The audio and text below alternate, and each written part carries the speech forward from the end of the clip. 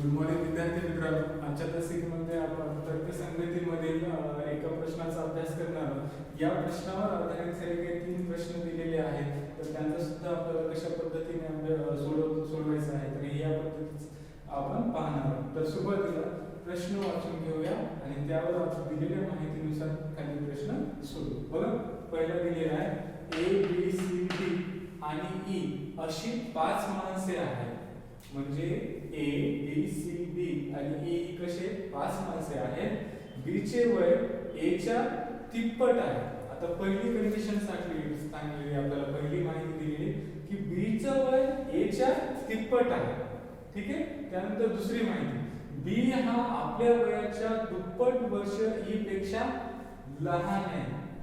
म्हणजे ई पेक्षा लहान आहे, दुप्पट वय आहे, म्हणजे ईचं काय असेल, या बी पेक्षा वय दुप्पट असेल आणि सी चं वय डी च्या वयाच्या दुप्पट आहे। मग सी चं जे वय आहे डी च्या वयाच्या दुप्पट आहे, हे नंतर सांगितलं। त्यानंतर पुढे सांगितलं आणि ए चे वय सी च्या वयाच्या दुप्पट आहे। मग ए चं वय काय सांगितलं, सी च्या वयाच्या दुप्पट आहे आणि पुढच्या वर्षी ए चे वय 9 वर्ष होईल।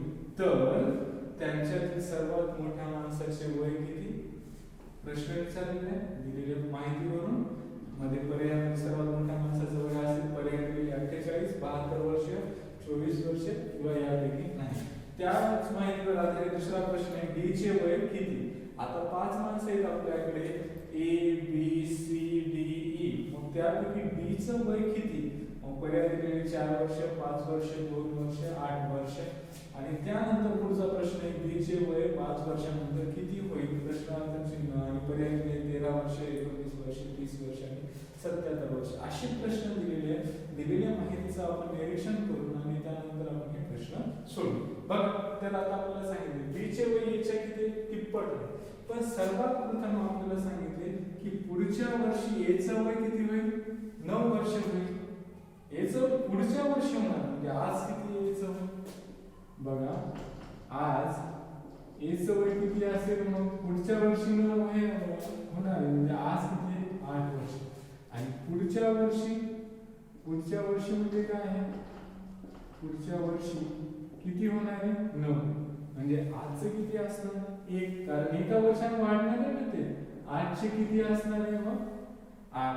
ही आपण सुरुवातीला दिलेल्या प्रश्नातील माहिती मांडणी करू आणि त्यानंतर आता आपण बघू बी चे वय ए च्या किती आहे?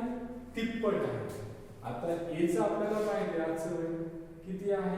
8। आपण सरळ असं पण करू शकतो किंवा मग याची मांडणी सुद्धा करू शकतो। बी चे वय ए च्या तिप्पट आहे, मग हे बी चे वय कोणाच्या वयाच्या तिप्पट आहे? हे ए च्या किती पट आहे? तिप्पट। म्हणून आपण इथे काय घेणार? 3। ही झाली पहिली माहिती। त्यानंतर दुसरी, बी हा आपल्या वयाच्या दुप्पट वर्ष ई पेक्षा लहान आहे। लक्षात राहील, म्हणजे बी हा ई च्या पेक्षा कसा आहे? दुप्पट वर्ष लहान आहे। लहान असल्यामुळे मग ही इकडे काय होणार? लक्षात असू द्या, लहान आहे ना, मग आपण इथं 2 बी घेणार आणि हा काय 2 वर्षापेक्षा दुप्पटीपेक्षा लहान आहे ना, त्यामुळे हे इथं 2 येणार। दुप्पटपणे लहान म्हणजे 2 बी मिळाले तर 1 ई होणार। लक्षात राहील, ही आहे आपली दुसरी कंडिशन। 2 बी मिळून 1 ई होणार याच्यावर। त्यानंतर सी चे वय डी च्या वयाच्या दुप्पट आहे। आता याच्यामध्ये 3 नंबरची ऍड दिली आपल्याला की सी चं वय कशाचं दुप्पट आहे? डी च्या वयाच्या। मग आपल्याला हे डी घेतलं आणि हे काय 2c। लक्षात राहील, सी चे वय डी च्या वयाच्या दुप्पट आहे। आता 1 डी च्या दुप्पट वय आहे, म्हणजे आता बघा, हे जर आपण सी घेतलं आणि 2 डी च्या बरोबर, म्हणजे 2 डी बरोबर 1 सी। मागे बघा, जर मागे पुढे झालं तर आपलं उत्तर चुकू शकतं। म्हणजे सी मोठा आहे आणि कशाच्या? 2 डी च्या बरोबर। लक्षात राहील। त्यानंतर पुढे ए चे वय सी च्या वयाच्या दुप्पट आहे। ए चे वय सी च्या वयाच्या दुप्पट आहे। दुप्पट म्हणून 2 घेतलेले। लक्षात राहील। आता आपल्याला सर्व समीकरण मिळालेले आहे, बीचं वय याच्या तिप्पट आहे. आता आपल्याला प्रश्नामध्ये दिलं की पुढच्या वर्षी याचे वय 9 वर्ष होईल. मग आपल्याला दिलेली माहिती त्यामध्ये आपण डायरेक्ट किमती टाकून आपल्याला सगळे उत्तर भेटून जातील. बघा बीचं वय याच्या तिप्पट. आता मग आपण बीचं वय काढून घेऊ सुरुवातीला. ठीक आहे. बी बरोबर ए किती आहे आपला 8. प्रश्नामध्ये दिलेली माहिती 8चं 8 कारण पुढच्या वर्षी मध्ये 1 वर्ष मागे लागणार 8. मग आता बी आपण हे ए दिलेले आता आपण मांडणी करून घेऊ. ए गुणिले 3 होतं ना. मग ए चं वय आपल्याला माहिती किती आहे 8 गुणिले 3 बरोबर बी चं वय किती आहे 24. लक्षात राहील 8 त्रिक 24. त्यानंतर आपल्याला दिलेलं आहे की 2b बरोबर ई. आता आपल्याला काढायचं दुसरं. बघा 2b बरोबर ई असं दिलेले किंवा मग आपण याला असं पण करू शकतो. ई बरोबर 2b. लक्षात राहील याची मांडणी फक्त इकडे केली डाव्या बाजूला इकडची बाजू डावी. ठीक आहे. आता ई चं वय काढायचं आहे आपल्याला. ठीक आहे. आता बी चं वय आपल्याला माहिती आहे 2 गुणिले बी चं वय किती मिळालेले आहे आपल्याला 24. बी बरोबर किती मिळालेले आहे आपल्याला 24. मग आपण ही बी ची किंमत याच्यामध्ये टाकून घेऊ. बी किती मिळालेले आहे आपल्याला 24. मग 2b दुप्पट नाही. मग ही 24 आपण बी ची किंमत टाकली म्हणजे ई बरोबर किती झाला आपला 24 गुणिले 48. मग आपण इथे लिहूया ई बरोबर 48 वर्ष. हे सुद्धा वर्ष आहे. ठीक आहे. आता e ची किंमत मिळाली. आता बघा पुढे सांगितले c बरोबर 2d. c बरोबर 2d. आता c चं वय आपल्याला काढायचं आहे. पण त्यापूर्वी आपल्याला काढायचं आहे की आपल्याला चौथ्या कंडिशन मध्ये तिसरी कंडिशन आपण नंतर घेऊ. चौथ्या कंडिशन मध्ये आपल्याला c काढून घ्यावं लागेल. c काढल्यानंतर मग आपल्याला d चं काढता येईल. बघा a कसं आहे c च्या दुप्पट आहे. मग आपल्याला a ची किंमत माहिती a ची किती आहे 8. आपल्याला a ची किंमत दिलेली आहे a बरोबर 2c. ठीक आहे. ज्यावेळेस 2c एकत्र येतील त्यावेळेस 1 बनते. मग आपलं a चं किती आहे सध्या किमतीमध्ये टाकू आपण.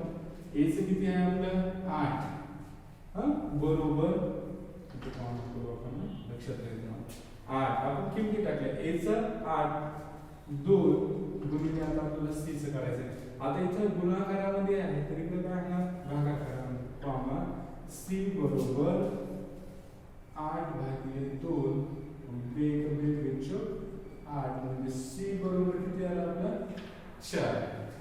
लक्षात राहील हे गुणाकारात होते या c बरोबर. या c बरोबर काय होते 2 गुणाकारात होते. इथे आल्यानंतर भागाकारात 802 बरोबर c म्हणजे ही मांडणी केली c बरोबर 802 c बरोबर 4. ठीक आहे. आता c बरोबर आपल्याला 4 मिळालं. आता हे समीकरण आपण सोडून घेऊ. c बरोबर 2b. ठीक आहे. आता c ची किंमत आपल्याला माहिती आहे. c ची किंमत आपण त्याच पद्धतीने काढू. c ची किंमत आहे c बरोबर 4 आलेली आहे. 4 टाकली बरोबर 2 गुणिले d. आता इथं काय गुणाकारात असलेले 2 इकडे काय होणार आपले भागाकारामध्ये येणार. मग आपण इथे याला लिहू शकतो किती काम करू d बरोबर काय होणार 4 भागिले 2. लक्षात राहील हे इकडं गुणाकारात असलेले भागाकार 4/2 बरोबर d म्हणजे d बरोबर 4/2. आता याचं b b आणि b दोन्ही 4. मग आपण उत्तर किती आलं b b दोन्ही 4. उत्तर आलं d बरोबर 2. लक्षात राहील d बरोबर किती आलं आपलं d बरोबर 2. आता दिलेल्या प्रश्नांची आपल्याला सगळी उत्तरं मिळाली. b मिळालं 24, e मिळालं 48, d मिळालं 2, c मिळालं 4 आणि a बरोबर आपल्याला माहितीच आहे जे की आहे 8. आता मग या दिलेल्या प्रश्नांची उत्तरं सोडू. b बरोबर आहे आपलं 24, c बरोबर आहे आपलं c किती आहे 4. त्यानंतर d बरोबर आपलं किती आहे d बरोबर आहे 2 आणि e बरोबर आपलं किती आहे विद्यार्थी मित्रांनो बघा 48. ठीक आहे. अशा 5 व्यक्तीचे आपल्याला 5 माणसाचं वय मिळाले. आता 5ही माणसाचं आपण वय काढलेलं. आता आपल्याला दिलेल्या प्रश्न त्यांच्यातील सर्वात मोठ्या माणसाचे वय किती सर्वात मोठा कोणता 48 ई, मग ई सर्वात मोठा 48, पर्याय क्रमांक 1. क्लियर. त्यानंतर दुसरं डी चे वय किती, डी चं वय किती 2 आहे का डी चं आहे, पर्याय क्रमांक 2. त्यानंतर बी चे वय 5 वर्षानंतर किती होईल. आता बी चं आजचं वय किती आहे 24 आणि 5 वर्षानंतर 24 आणि 5 किती होतात, आजचं 24 आहे आणि त्यामध्ये 5 मिसळले तर आपले किती होणार 29. पर्याय क्रमांक कोणता असेल बी. 5 वर्षानंतर ना, आजचं 24 प्लस 5 बरोबर 29. अशा पद्धतीने आपण दिलेल्या माहितीवरून